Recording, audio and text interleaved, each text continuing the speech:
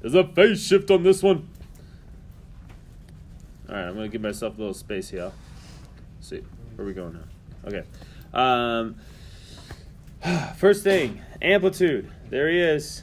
Positive version of that. Well, same thing. Okay, the period. Hey, is there anything multiplying to my x? No. So that means we're at the standard 2 pi. We don't have to change it at all.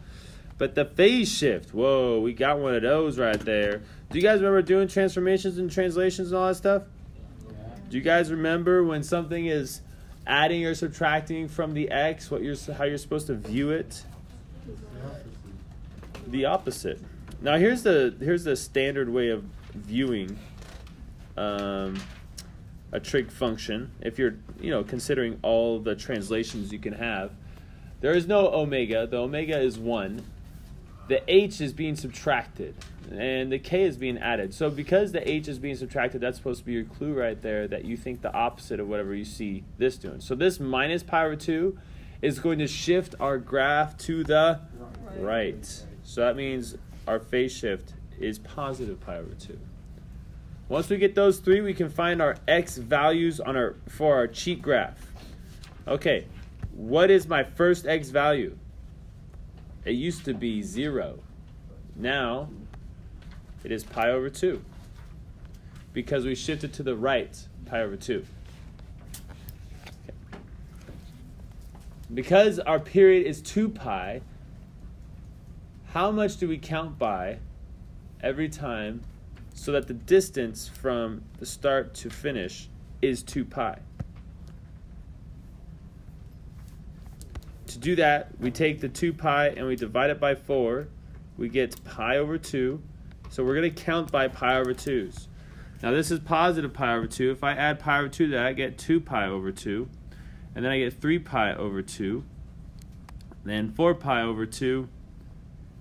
And finally 5 pi over 2. So this is my cheat graph right here. It looks like I can simplify this and I get 2 pi. And I can simplify this, and I get pi. Notice that the 2 pi is right here. It's not at the end anymore. That's because we shifted to the right. We had a phase shift. So now we just have to remember the pattern for cosine. For this cosine, are we going to start at the max or the min first? Because it's positive, we're going to start at the max first. The max is going to be at dose. Now this goes 0, 1, 2, and then this is -1, and then -2. At pi, we're going to be at the midline. At 3 pi over 2, we're down here at the min.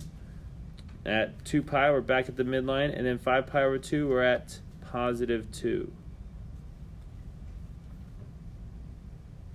And there you have it. Now we just have to transfer this over to our scaled graph. Our first point. What is the first point?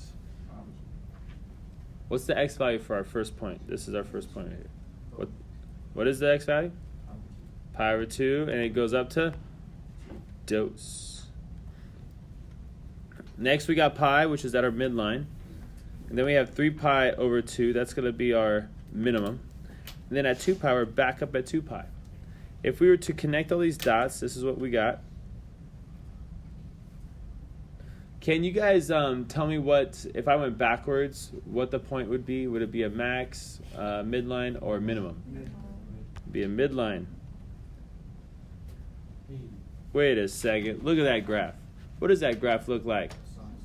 That looks like sine. It looks like the sine curve. Oh, yeah, that's right. You guys remember way back in what's that class called?